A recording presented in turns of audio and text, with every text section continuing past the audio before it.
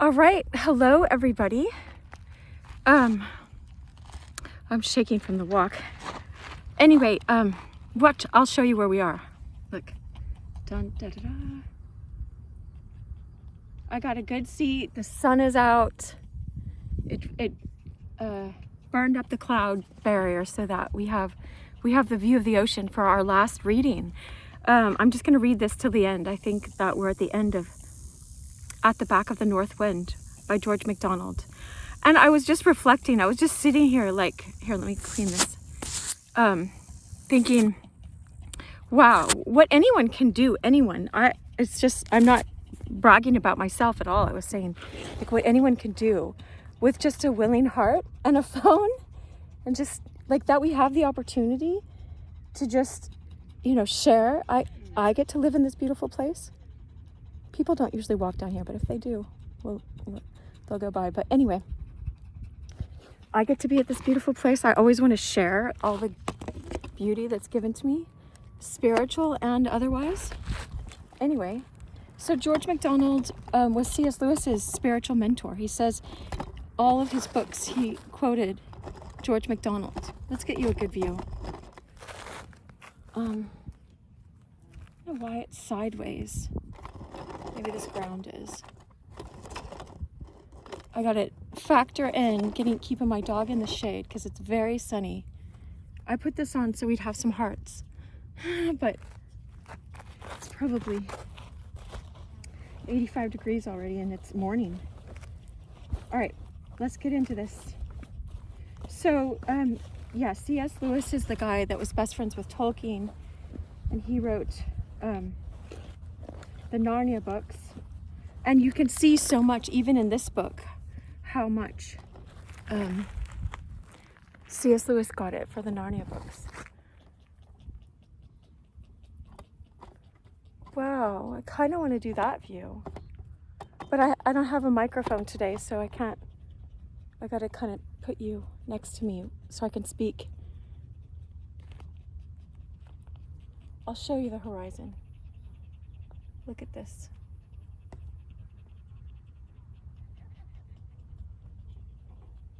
And there's mountains behind. There's mountains over there. It's just so beautiful. All right, but so is the landscape of this story that we're in, isn't it? Oh, I forgot to show you Leia. I brought her a collapsible bowl this time. Filled it up with water. You're good. There was a lot of hills on the way here, but I carried her some of the way. All right, there's the ocean. We get the wildlife. Whatever else happens, here we are. Okay, and so don't worry if you're just starting. Just trust that you're here for a reason. It's bad. I always say this when I always say better late than never. Oh good, it's a bird. Do you see that bird? The other day there was a rattlesnake crossing the path, so I'm a little bit careful for that right now. It's rattlesnake season, but whatever, we carry on. We're meant to step on those, right? In our life, spiritually. It's a spiritual battle. All right, well, George MacDonald will teach us in a beautiful, creative way so that you don't have to get scared. Just listen to the playlist that I have of The Princess and the Goblin and The Princess and the Cardi, and they show you how to do that in your life, you guys. These books are for your life. They're for your life. All right. Chapter 35. I Make Diamond's Acquaintance. Here's the book. Mr. Raymond's house was called the Mound because it stood upon a little steep knoll, so smooth and symmetrical that it showed itself at once to be artificial. It had beyond doubt been built for Queen Elizabeth as a hunting tower, a place, namely, from the top of which you could see the country for miles on all sides, and so be able to follow with your eyes the flying deer and the pursuing hounds and horsemen. The mound had been cast up to give a good basement advantage over the neighboring heights and woods. There was a great quarry hole not far off, brim full of water, from which as the current legend stated, the materials forming the heart of the mound, a kind of stone unfit for building, had been dug. The house itself was of brick, and they said the foundations were first laid in the natural level, and then the stones and the earth of the mound were heaped about and between them, so that its great height should be well buttressed. Joseph and his wife lived in a little cottage a short way from the house. It was a real cottage with a roof of thick thatch, which in June and July the wind sprinkled with red and white petals. It shook from the loose topmost sprays of the rose trees climbing the walls. At first Diamond had a nest under this thatch, a pretty little room with white muslin curtains, but afterwards Mr. and Mrs. Raymond wanted to have him for a page in the house, and his father and mother were quite pleased to have him employed without his leaving them, so he got to be a page for Mr. Raymond.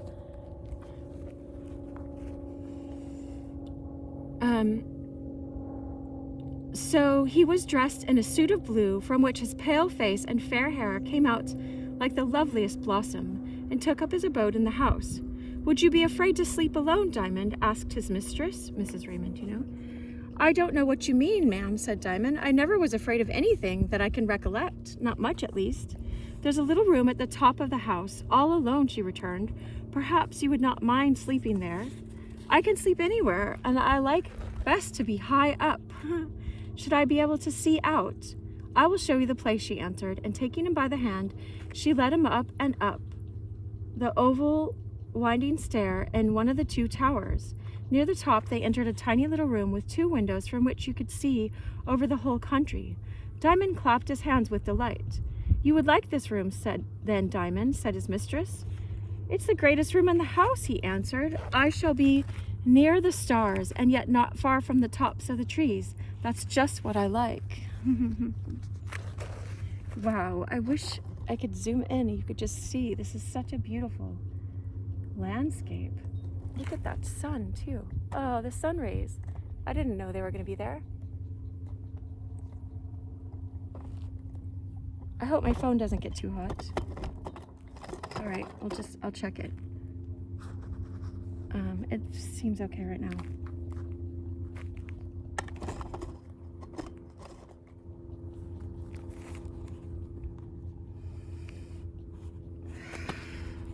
I dare say he thought also that it would be a nice place for north wind to call at in passing, but he said nothing of that sort.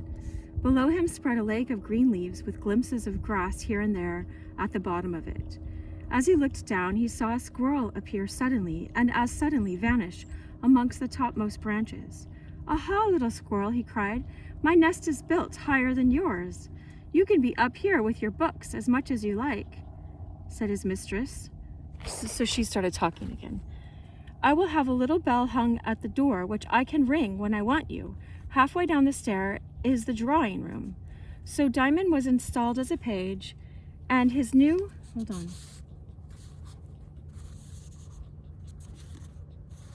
Someone had gotten water in this. Okay. This is from the 1800s, so I knew I could read it for free. Plus, I was directed to it in the strangest ways, but I'll just leave it at that. I just trust that it's here for every single person that's dropping by. Share it to the people that come into your mind. Look, there's all these bees right here. Wow.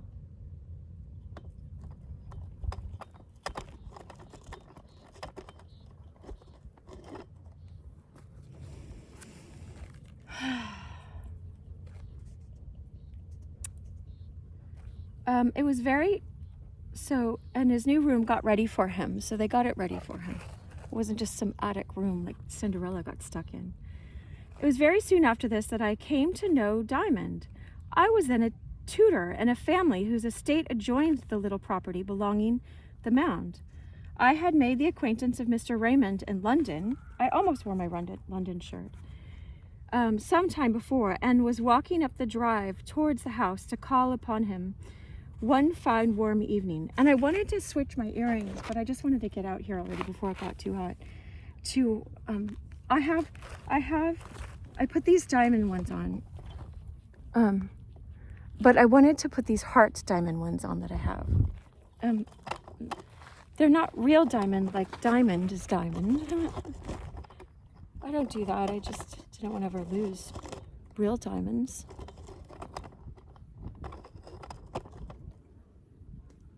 If they say diamonds are a girl's best friend, that's this diamond, right? And this story. And Diamond the horse. And the diamond that God is making you inside your very being.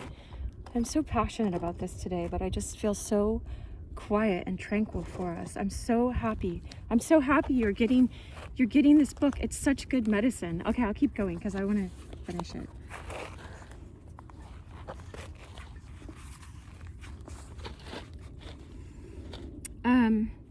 So now Tudor is talking, right?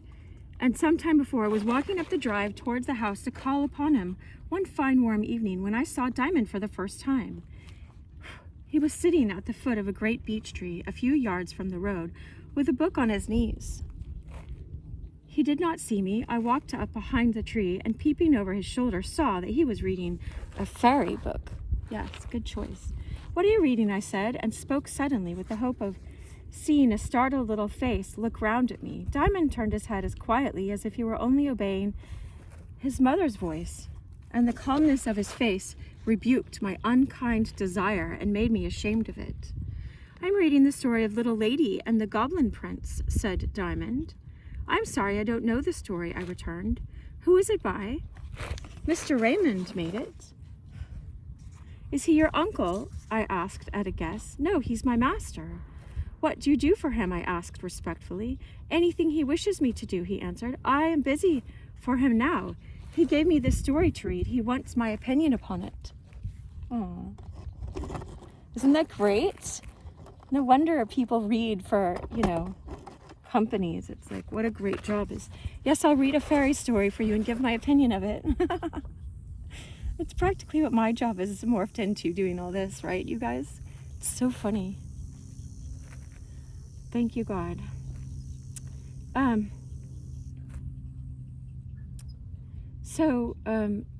Don't you find it rather hard to make up your mind? Oh dear, no. Any story always tells me itself what I'm to think about it. Mr. Raymond doesn't want me to say whether it's a clever story or not, but whether I like it and why I like it. I never can tell what they call clever from what they call silly, but I always know whether I like a story or not. And can you always tell why you like it or not? No, very often I can't at all. Sometimes I can. I always know, but I can't always tell why. Mr. Raymond writes the stories and then tries them on me. Mother does the same when she makes jam. Like a jelly. It's like, do you like this? Does it need to be sweeter? Whatever, That's so awesome. She's made such a lot of jam since we came here, and she always makes me taste it to see if it'll do. Mother knows by the face I make whether it will or not. At this moment, I caught sight of two more children approaching. One was a handsome girl, the other a pale-faced, awkward-looking boy who limped much on one leg. I withdrew a little to see what would follow, for they seemed in some consternation. After a few hurried words, they went off together, and I pursued my way to the house, where I was as kindly received by Mr. and Mrs. Raymond as I could have desired. From them I learned something of Diamond, and was in consequence more glad to find him when I returned, seated in the same place as before. What did the boy and girl want with you, Diamond? I asked. They had seen a creature that frightened them, and they came to tell me about it. They couldn't get water out of the well for it, so they wanted me to go with them. They're both bigger than you. Yes, but they were frightened at it. And weren't you frightened? No. Why? Because I'm silly. I'm never frightened at things. I could not help thinking of the old meaning of the word silly. Oh, this guy said I couldn't help thinking of the old meaning of the word silly. And what was it? I asked. I think it was a kind of angel, a very little one, and it had a long body and great wings, which it drove about it so fast that they gave a thin cloud all round it. It flew backwards and forwards over the well, or hung right in the middle, making a mist of its wings, as if its business was to take care of the water. And what did you do to drive it away? I didn't drive it away. I knew whatever the creature, was, the well was to get water out of, so I took the jug, dipped it in, and drew the water. And what did the creature do? Flew about. And it didn't hurt you? No, why should it? I wasn't doing anything wrong. Wow. You want to stay truly in the right. Any more water? So cute. Good girl, good girl. Hold on, let me give Leia some attention. Good girl. You're good. You're so good. Good, good. Okay.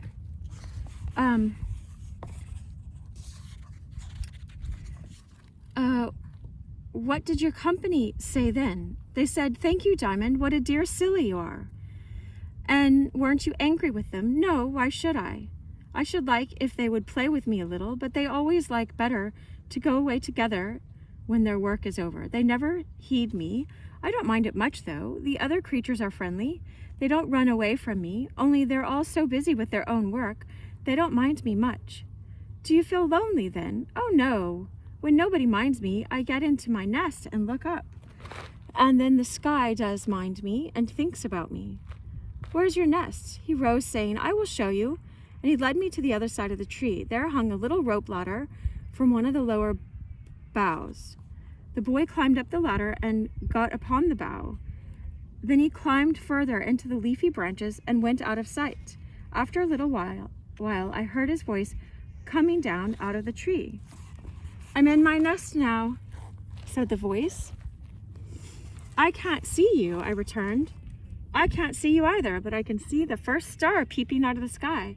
I should like to get up into the sky. Don't you think I shall someday? Yes, I do.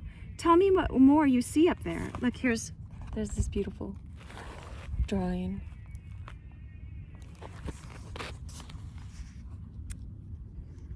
I don't see anything more except a few leaves and the big sky over me. It goes swinging about. The earth is all behind my back. There comes another star. The wind is like kisses from a big lady.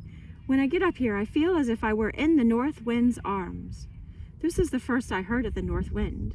The whole ways and looks of the child, so full of quiet wisdom, yet so ready to accept the judgment of others and his own dispraise, took hold of my heart, and I felt myself wonderfully drawn towards him. It seemed to me somehow as if little Diamond possessed the secret of life, and was himself, that he was so ready to think the lowest thing living an angel of God with something special to say or do. Oh, okay, right.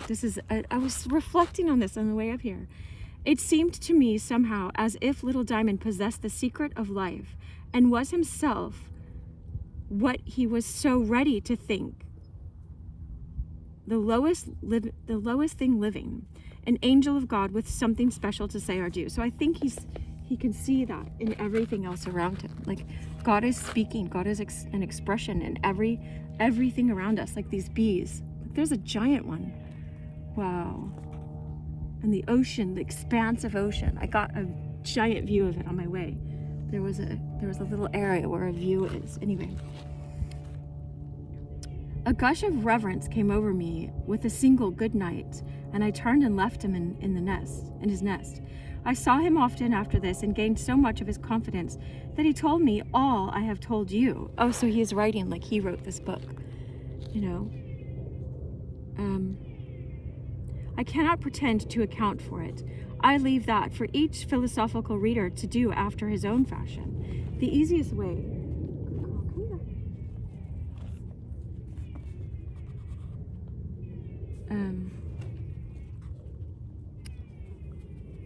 The easiest way is that of Nanny and Jim, who said often to each other that Diamond had a tile loose, but Mr. Raymond was much of my opinion concerning the boy, while Mrs. Raymond confessed that she often rang her bell just to have once more the pleasure of seeing the lovely stillness of the boy's face, with those blue eyes which seemed rather made for other people to look into than for himself to look out of.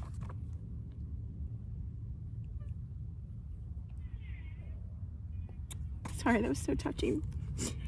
It was plainer to others than to himself that he felt the desertion of Nanny and Jim. They appeared to regard him as a mere toy, except when they found he could minister to the increase of their privileges or indulgences, when they made no scruple of using him.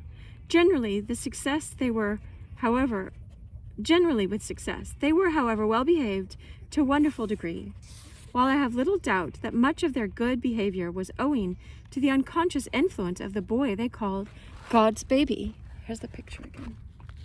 One very strange thing is that I could never find out where he got some of his many songs. Wow. At times they would be but bubbles blown out of a nursery rhyme, as was the following, which I heard him sing one evening to his little Dulcimer, his little sister. Remember, he called her Dulcimer. There were about a score of sheep feeding in a paddock near him. Their white wool dyed a pale rose in the light of the setting sun. Those in the long shadows from the trees were dead white. Those in the sunlight were half glorified with pale rose. Look, you guys, we have our pale rose. Right here, you women and men and boys and girls. That's our bookmark. I took it from that, our other playlist of mysticism, practicing the art of, no, not practicing, developing, I forgot it now. It's Evelyn Underhill's book that I have. Something cultivating the art of spiritual consciousness. I can't remember now. I'm mixing my own subtitle of a book I wrote and hers. Anyway, mine was practicing the art of loving and being loved. But anyway, okay. Little Bo Peep, she lost her sheep and didn't know where to find them. They were over the height and out of the sight, trailing their tails behind them. Little Bo Peep woke out of her sleep, jumped up and set out to find them. The silly things, they've got no wings, and they've left their trails behind them. They've taken their tails, but they've left their trails. So I shall follow and find them, for wherever a tail had dragged a trail, the long grass grew behind them. And day's eyes and buttercups, cow's lips and crow's feet were glittering in the sun. She threw down her book and caught up her crook, and after her sheep did run. She ran, and ever as she ran, the grass grew higher and higher, till over the hill the sun began to set in a flame of fire.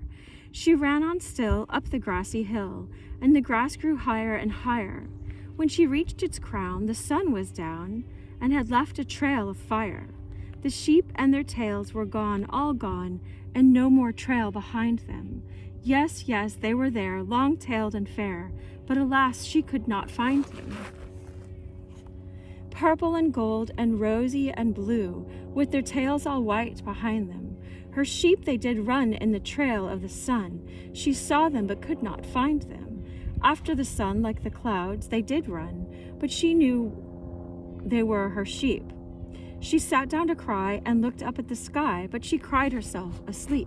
As she slept, the dew fell fast, and the wind blew from the sky, and strange things took place that shun the day's face, because they are sweet and shy. Nibble, nibble, crop, she heard as she woke.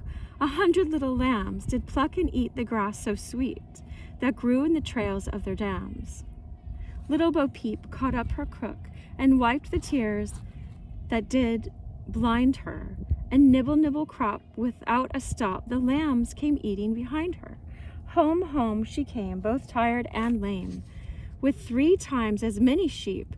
In a month or more, they'll be as big as before, and then she'll laugh in her sleep.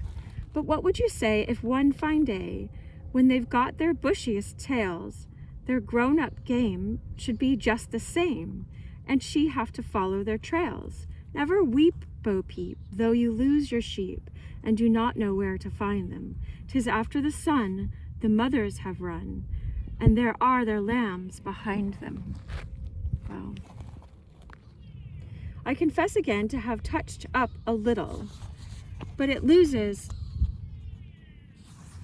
far more in Diamond's sweet voice singing it than it gains by a rhyme here and there. Wow. Some of them were out of books Mr. Raymond had given him. Then he always knew, oh, I don't want to block the ocean view. Then he always knew But about the others, he could seldom tell. Sometimes he would say, I made that one, but generally he would say, I don't know, I found it somewhere, or I got it at the back of the north wind. There's like soot. Who knows, you guys? Someone could have been reading this by candlelight. There's soot or something. Hopefully it's not mold. In this book, because I got it used. Let's see where it came from. Oh, there was a name tag in it that got taken out. That would have been so cool. I love stuff like that. This was Blackies and Son Limited from London. Look at, there's the picture I have on the front. And Glasgow, London and Glasgow.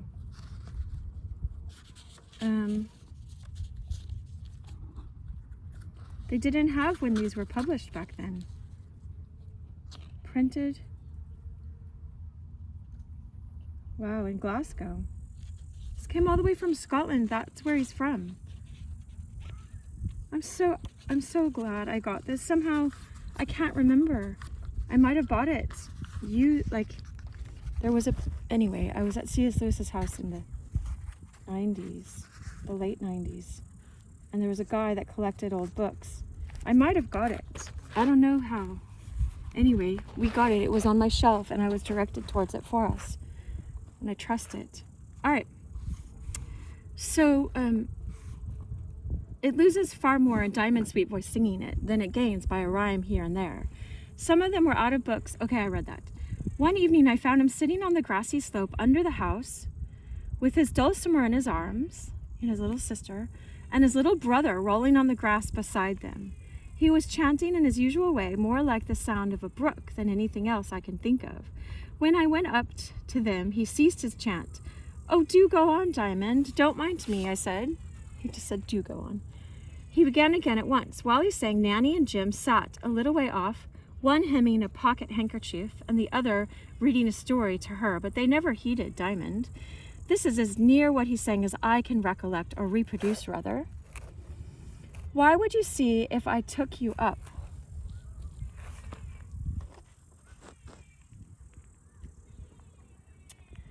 To my little nest in the air.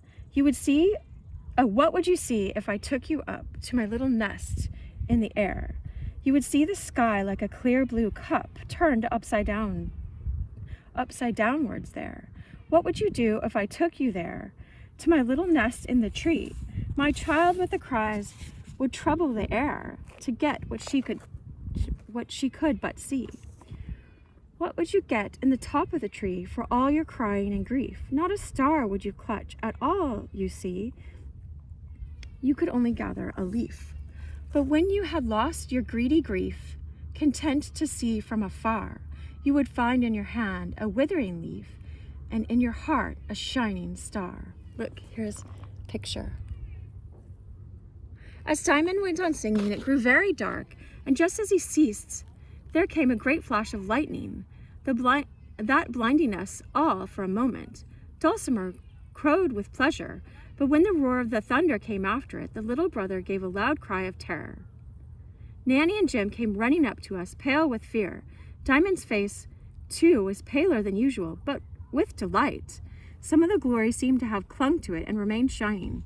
You're not frightened, are you, Diamond? I said. No, why should I be? He answered, with his usual question, looking up in my face with calm, shining eyes.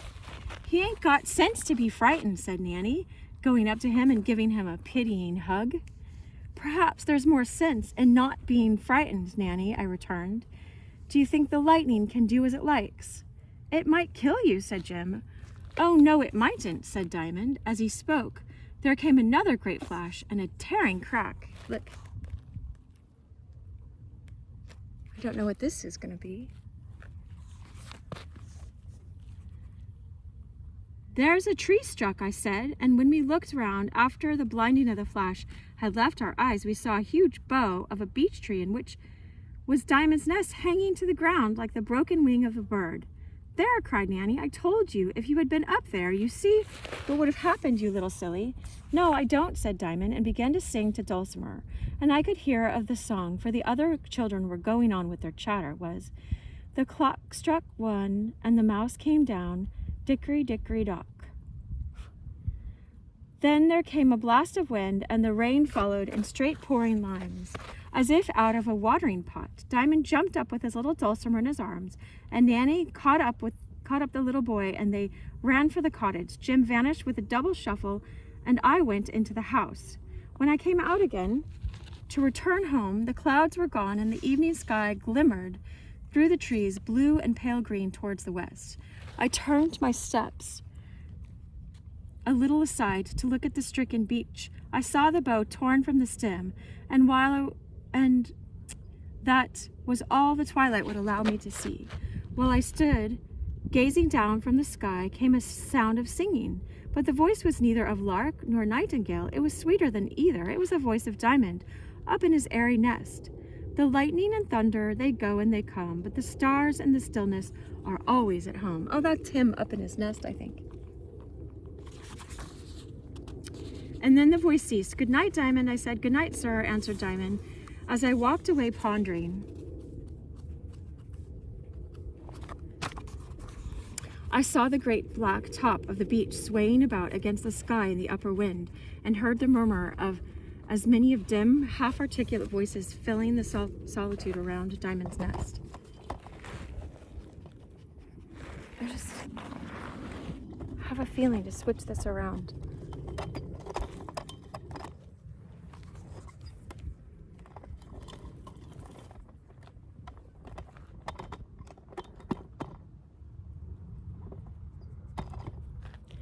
All right, the mic is on the other side, so I hope you can hear me. Chapter 36. Diamond questions North Wind. Do you see Leia? There's bees behind me. Anyway. My readers will not wonder that after this, I did my very best to gain the friendship of Diamond, nor did I find this at all difficult. The child was so ready to trust. Upon one subject alone was he reticent, the story of his relations with North Wind. I fancy he could not quite make up his mind what to think of them. At all events, it was some little time before he trusted me with this. Only then he told me everything. If I could not regard it all in exactly the same light as he did, I was, while guiltless of the least pretense, fully sympathetic, and he was satisfied without demanding of me any theory of difficult points involved.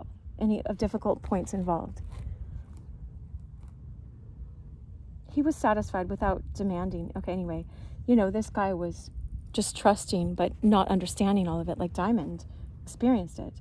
I let him see plainly enough that whatever might be the explanation of the marvelous experience, I would have given much for a similar one myself, to have his experience that he had. Cultivating your mystic mindset. That's what the other one was. The other playlist. It had 60 hours, you guys. I think this is like 15 or something. Can you imagine? All right.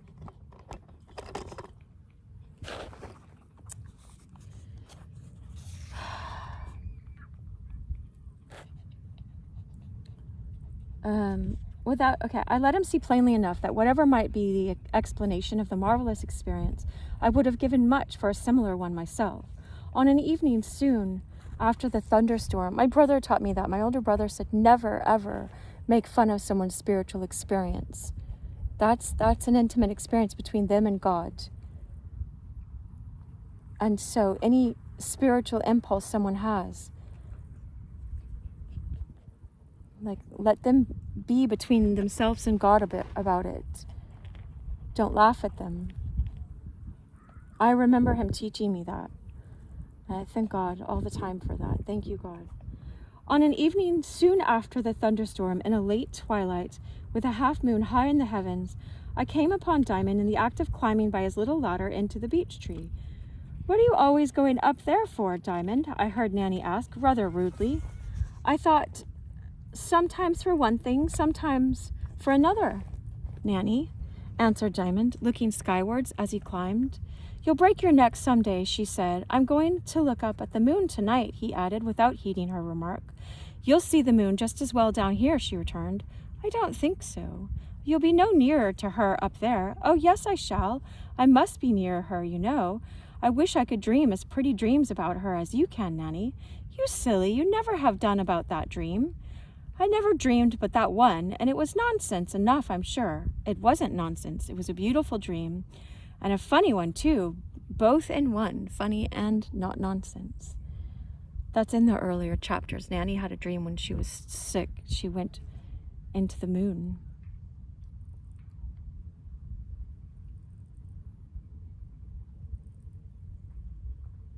But what's the good of talking about it that way when you know it was only a dream?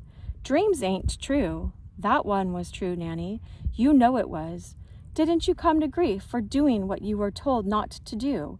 And isn't that true? I can't get any sense into him, exclaimed Nanny, with an expression of mild despair. Do you really believe, Diamond, that there's a house in the moon with a beautiful lady and a crooked old man and dusters on it? If there isn't, there's something better, he answered, and vanished in the leaves over our heads. I went into the house where I visited often in the evenings. When I came out, there was a little wind blowing very pleasant after the heat of the day, for although it was late summer now, it was still hot. The treetops were swinging about in it. I took my way past the beech and called up to see if Diamond were still in his nest, in its rocking head. Are you there, Diamond? I said. Yes, sir, came his clear voice in reply.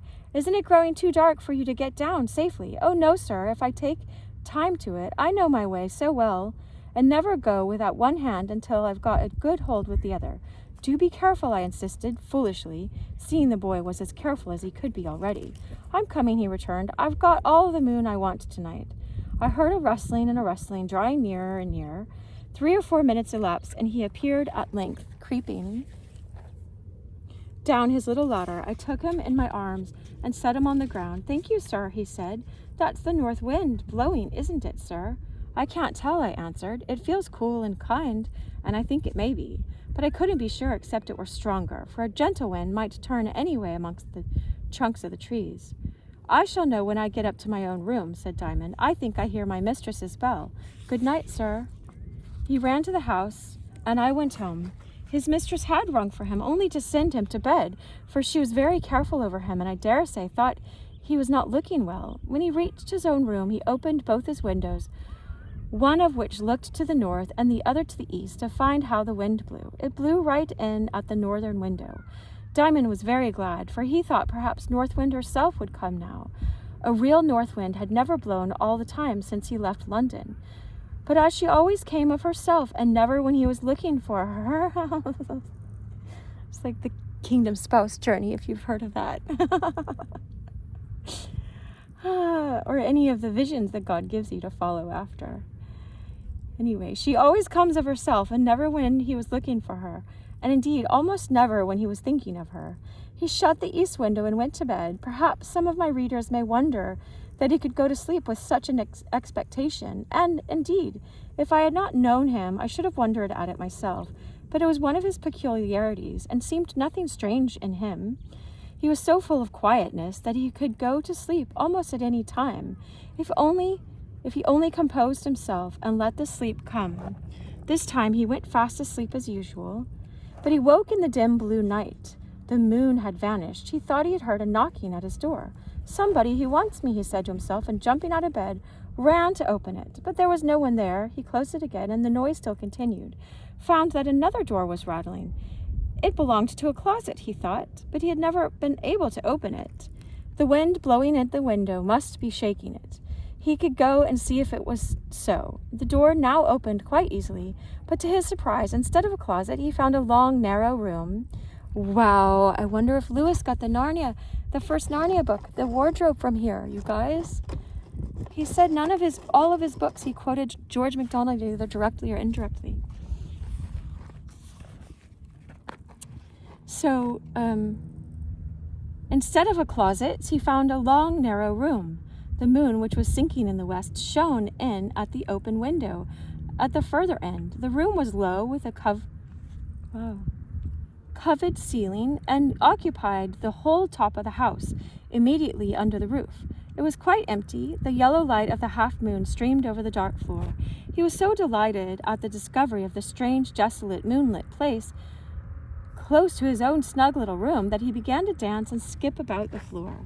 The wind came in through the door and that he had left open and blew about him as he danced, and he kept turning towards it, that it might blow in his face. He kept picturing to himself the many places lovely and desolate, the hillsides and farmyards and treetops and meadows, over which it had blown on its way to the mound. And as he danced, he grew more and more delighted with the motion and the wind. His feet grew stronger and his body lighter, until at length it seemed as if it were borne up on the air and could almost fly. So strong did his feeling become that at last he began to doubt whether he was not in one of those precious dreams he had so often had, in which he floated about on the air at will. But something made him look up, and to his unspeakable delight he found his uplifted hands lying in those of the North Wind, who was dancing with him round and round the long bare room, her hair now falling to the floor, now filling the arched ceiling, her eyes shining. Oh, wow! No wonder I haven't done this whole time except for the beginning. Somehow we got to this picture, you guys. And this is where we are, I think. Oh, no, that was the picture that we saw, I think, when he was at his aunt's house. This is the picture where we are now. Okay. And so, her hair now falling to the floor, now filling the arched ceiling, her eyes shining on him like thinking stars, and the sweetest of grand smiles, here's her picture, playing breezily about her beautiful mouth. She was, as so often before, of the height of a rather tall lady. She did not stoop in order to dance with him, but held his hands high in hers. When he saw her, he gave one spring, and his arms were about her neck, and her arms holding him to her bosom. The same moment she swept with him through the open window in at which the moon was shining, made a circuit like a bird about to alight, and settled with him in his nest on the top of the great beech tree. There she placed him on her lap and began to hush him as if he were her own baby, and Diamond was so entirely happy that he did not care to speak a word. At length, however, he found, I was going to cry,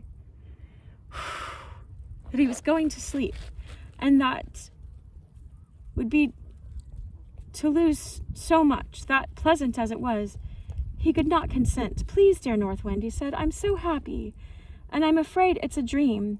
How am I to know that it's not a dream? What does it matter, returned North Wind. I should cry, said Diamond. But why should you cry?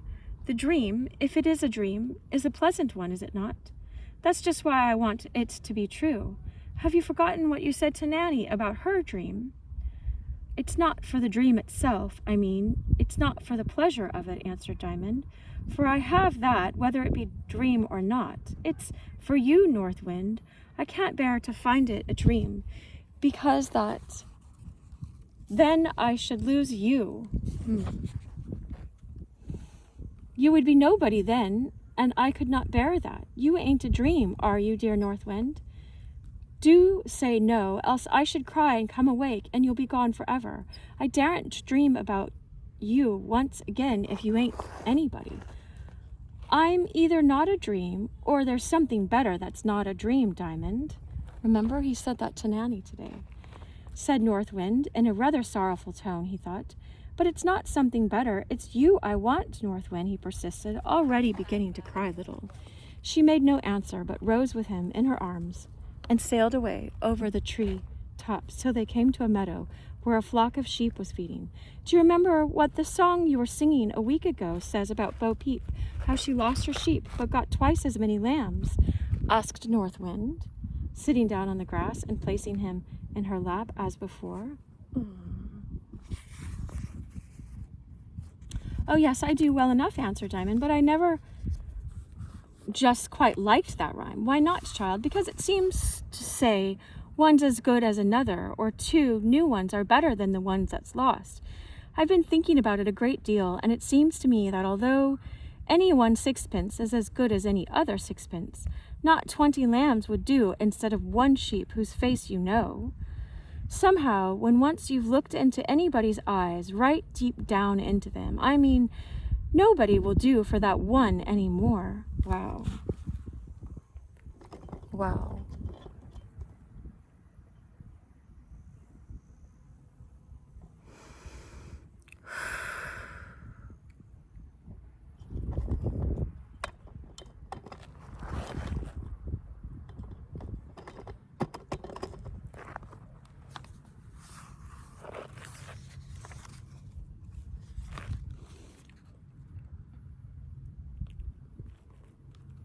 Nobody ever so beautiful or so good will make up for that one going out of sight.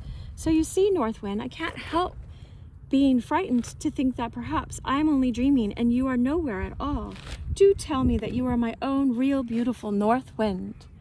This is like Jesus saying, I will send the Holy Spirit, the Comforter, Parakletos. In John chapter 14, the mystical gospel. Anyway, again, she rose and shot herself into the air as if uneasy because she could not answer him, and Diamond lay quiet in her arms, waiting for what she would say. He tried to see up into her face, for he was dreadfully afraid she was not answering him because she could not say that she was not a dream, but she had let her hair fall all over her face so that he could not see it. This frightened him still more. Do speak, North Wind, he said at last. I never speak when I have nothing to say, she replied. Then I do think you must be a real North Wind, and no dream, said Diamond. But I'm looking for something to say all the time. But I don't want you to say what's hard to find. If you were to say one word to comfort me that wasn't true, then I should know you must be a dream, for a great beautiful lady like you would never tell a lie. But she mightn't know how to say what she had to say, so that a little boy like you would understand it, said North Wind. Here, let us get down again, and I will try to tell you what I think. You mustn't suppose I am able to answer all your questions, though. There are a great many things I don't understand more than you do. Wow.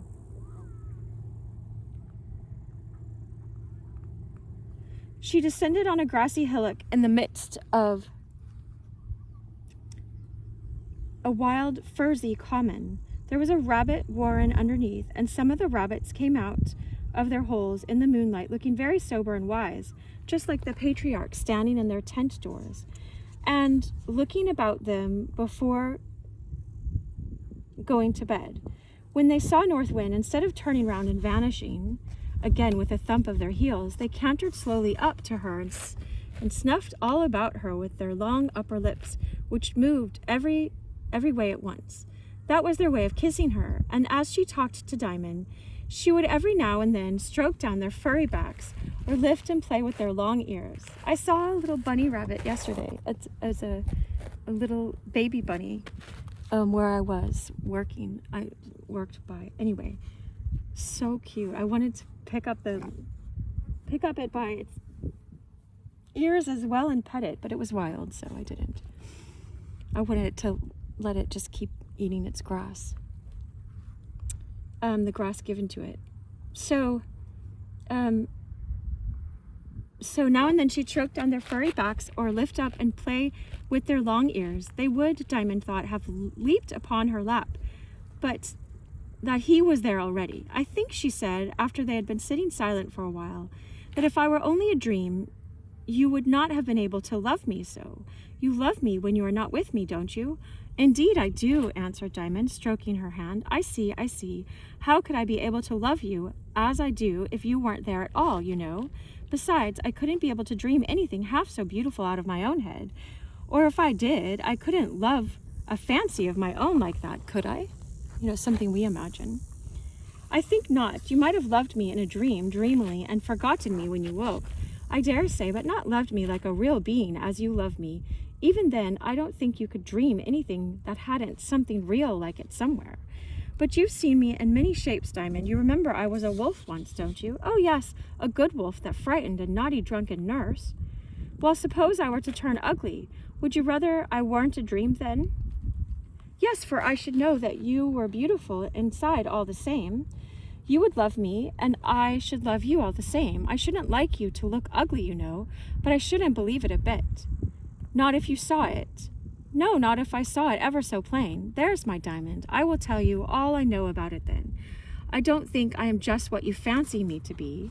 I have to shape myself various ways to various people, but the heart of me is true. People call me by dreadful names and think they know all about me, but they don't. Sometimes they call me bad fortune, sometimes evil chance, sometimes ruin. And they have another name for me which they think the most dreadful of all. What is that? Asked Diamond, smiling up in her face.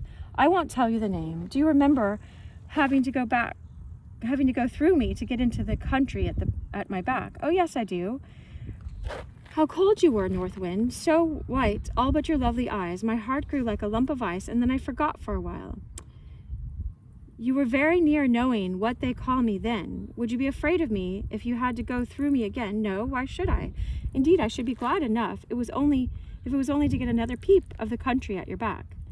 You've never seen it yet, haven't I, North Wind? Oh, I'm sorry. I thought I had. What did I see then? Only a picture of it. The real country at my real back is ever so much more beautiful than that.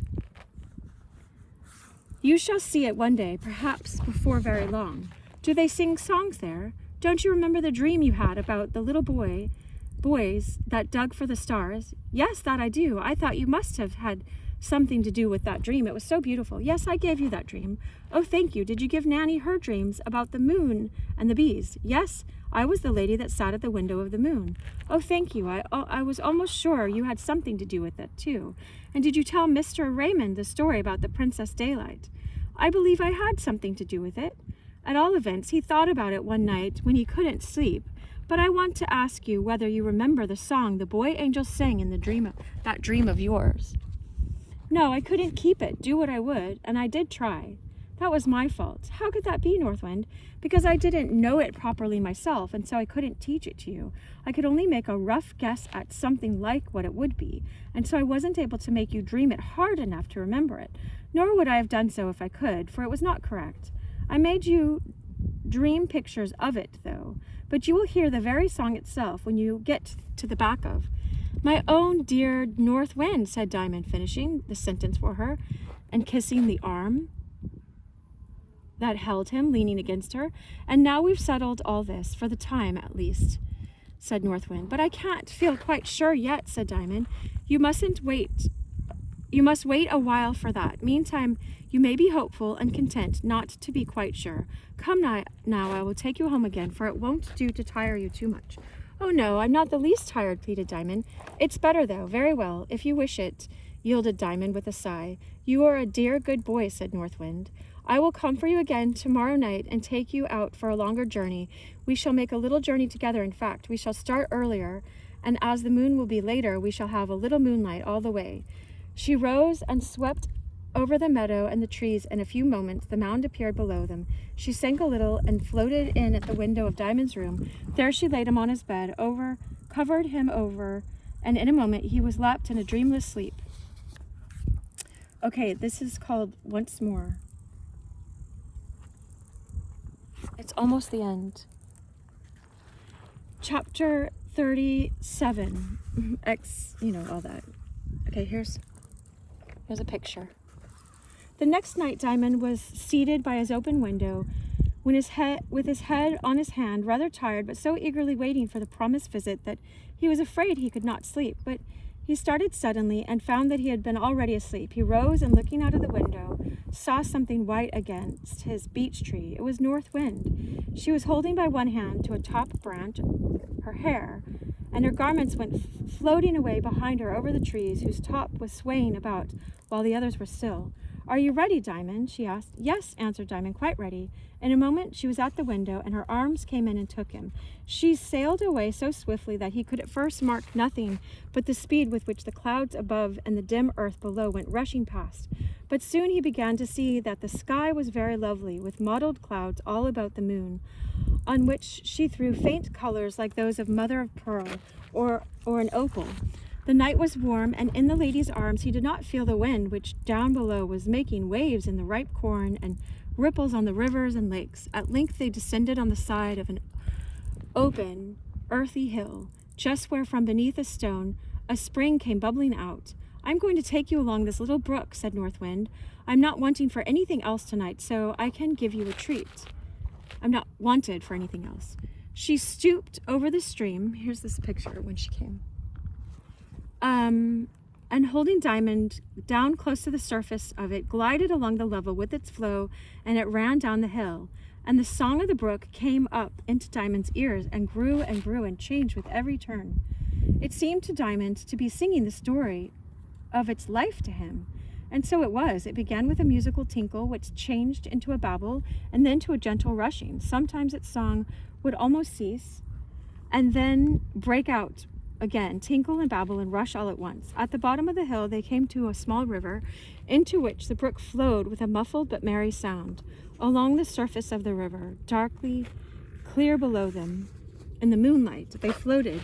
Now, where it widened out into a little lake, they would hover for a moment over a bed of water lilies, and watch them swing about, folded in sleep, as the water on which they leaned swayed in the presence of the north wind. And now they would watch the fishes asleep among their roots below. Sometimes she would hold Diamond over a deep hollow curving into the bank. There he might look far into the cool stillness. Sometimes she would leave the river and sweep across a clover field. The bees were all at home, and the clover was asleep.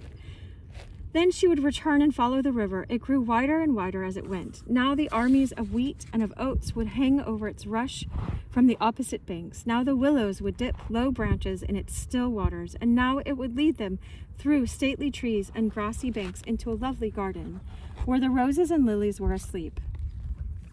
There's a rose. The tender flowers quite folded up, and only a few wide awake and sending out their life and sweet, strong odors. Wider and wider grew the stream until they came upon boats lying along its banks, which rocked a little in the flutter of the north wind's garments.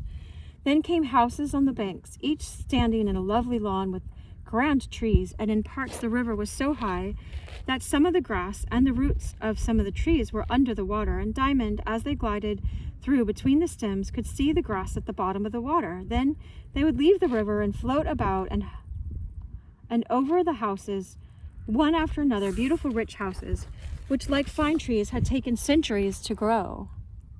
I hope you're still seeing the ocean. There was scarcely a light to be seen, and not a movement to be heard. All of the people in them lay fast asleep. What a lot of dreams they must be dreaming, said Diamond. Yes, returned North Wind. They can't surely be all lies, can they? I should think it depends a little on who dreams them, suggested Diamond. Yes, said North Wind. The people who think lies and do lies are very likely to dream lies. But the people who love what is true will surely now and then dream true things. But then something depends on whether the dreams are homegrown or whether the seed of them is blown over somebody else's garden wall. I'm just remembering this very strong dream I had about this artist that I knew in the 90s. I won't say his name. There's someone awake in this house. They were floating past a window in which a light was burning. Diamond heard a moan and looked up anxiously in North Wind's face. It was a lady, said North Wind. She can't sleep for pain. Couldn't you do something for her, said Diamond. No, I can't, but you could. What could I do? Sing a little song to her. She wouldn't hear me. I will take you in, and then she will hear you. But that would be rude, wouldn't it? You can go where you please, of course, but I should have no business in her room. You may trust me, Diamond. I shall take as good care of the lady as of you. The window is open. Come. By a shaded lamp, a lady was seated in a white wrapper, trying to read, but moaning every minute. North Wind floated behind her chair, set Diamond down, and told him to sing something. He was a little frightened, but he thought a while and then sang, "The sun is gone down, the moon's in the sky, but the sun will come up, and the moon be laid by. The flower is asleep, but it is not dead. When the morning shines, it will lift its head. The winter comes, it will die. No, no. It will only hide from the frost and the snow. Sure is the summer, sure is the sun. The night and the winter are shadows that run." The lady never lifted her eyes from her book or her head from her hand. As soon as Diamond had finished, North Wind lifted him and carried him away. "Didn't the lady hear me?" asked Diamond, when they were once more floating down with the river. "Oh, yes, she heard you," answered North Wind. "Was she frightened then?" "Oh, no." "Why didn't she look to see who it was?" "She didn't know you were there." "How could she hear me then?" "She didn't hear you with her ears." "What did she hear me with?" "With her heart." Aww. I bet that was their last mistress from before, the lady. I forgot their names. Anyway. Miss Coleman, I'm guessing, but I don't know. She heard with her heart. Where did she think the words came from? She thought they came from out of the book she was reading. She will search all through it tomorrow to find them and won't be able to understand it at all. "Oh, what fun," said Diamond. "What will she do?" "I can tell you what she won't do. She'll never forget the meaning of them, and she'll never be able to remember the words of them. If she sees them in Mr. Raymond's book, it will puzzle her, won't it?" "Yes, that it will."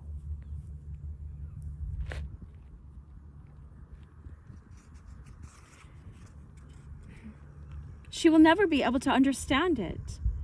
"Until she gets to the back of the North Wind," suggested Diamond.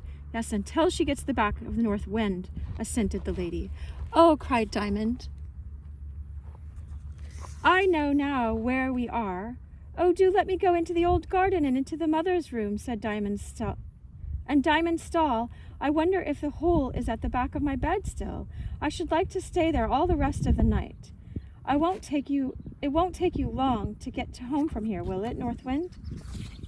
"No," she answered.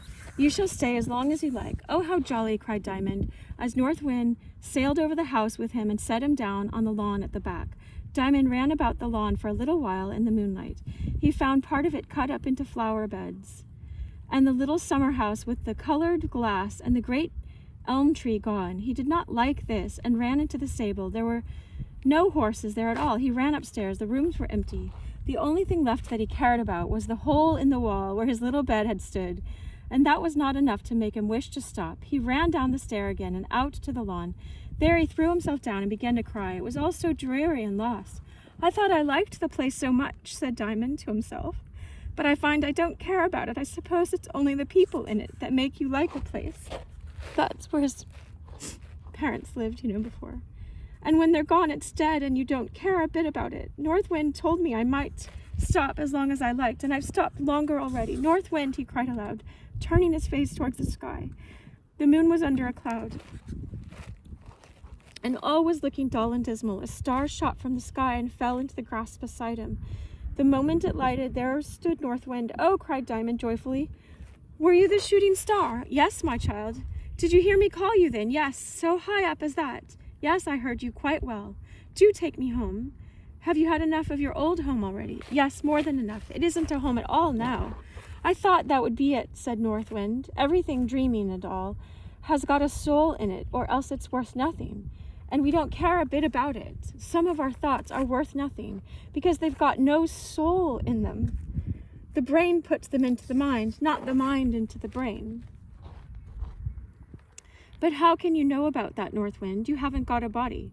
"No, Oh, and she said, "If I hadn't, you wouldn't know anything about me. No creature can know another without the help of a body.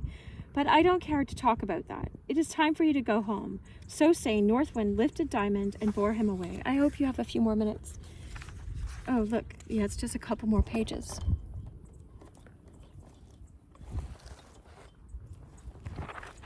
Look at our soft hearts on the sweatshirt.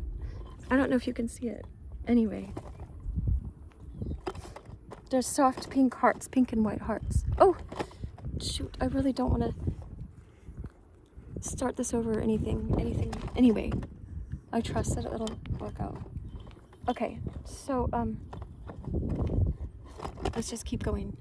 At the back of the North Wind. I did not see Diamond for a week or so after this, and then he told me what I have now told you.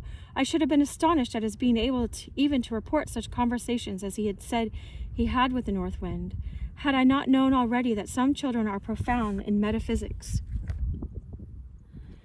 But a fear crosses me, lest by telling so much about my friend, I should lead people to mistake him for one of those consequential priggish little monsters who are always trying to say clever things and looking to see whether people appreciate them. This is not that. When a child like that dies, instead of having a silly book written about him, he should be stuffed like one of those awful big-headed fishes you see in museums. But Diamond never troubled his head about what people thought of him. He never set up for knowing better than others. The wisest things he said came out when he wanted one to help him with some difficulty he was in. He was not even offended with Nanny and Jim for calling him a silly. He supposed there was something in it, though he could not quite understand what. I suspect, however, that the other name they gave him, God's baby, had some share in reconciling him to it. Happily for me, I was as much interested in metaphysics as Diamond himself, and therefore, while he recounted his conversations with North Wind, I did not find myself at all in a strange sea, although certainly I could not always feel the bottom, being indeed convinced that the bottom was miles away. Could it be all dreaming, do you think, sir? He asked anxiously. I daren't say, Diamond, I answered. But at last, there is one thing you may be sure of, that there is a still better love than that of the wonderful being you call North Wind. Even if she be a dream, the dream of such a beautiful creature could not come to you by chance. Yes, I know, returned Diamond. I know. This is like Aslan and the great emperor beyond the seas. Like the I am that I am and Jesus coming here. But anyway, I don't have to tell that to you. Yes, I know, returned Diamond. I know. Then he was silent, but I confess appeared more thoughtful than satisfied. The next time I saw him, he looked paler than usual. Have you seen your friend again? I asked him. Yes, he answered solemnly. Did she take you out with her? No, she did not speak to me. I woke all at once, as I generally do when I am going to see her, and there she was against the door into the big room, sitting just as I saw her sit, on her own doorstep, as white as snow, and her eyes as blue as the heart of an iceberg. She looked at me, but never moved nor spoke. Weren't you afraid? I asked. No, why should I? He answered. I only felt a little cold. Did she stay long? I don't know. I fell asleep again. I think I have been rather cold ever since, though, he added with a smile. I did not quite like this, but I said nothing. 4 days after, I called again at the Mound. The maid who opened the door looked grave, but I suspected nothing. When I reached the drawing room, I saw Mrs. Raymond had been crying. Haven't you heard? She said, seeing my questioning looks. I've heard nothing, I answered. Oh, my dog just licked me. This morning we found our dear little Diamond lying on the floor of the big attic room just outside of his own door, fast asleep as we thought. But when we took him up, we did not think he was asleep. We saw that. Here the kind-hearted lady broke out, crying afresh. May I go and see him? I asked. Yes, she sobbed. You know your way to the top of the tower. Here's the picture. I walked up the winding stair and entered his room. A lovely figure, as white as almost as clear as alabaster, was lying on the bed. I saw at once how it was. They thought he was dead. I knew that he had gone to the back of the North Wind.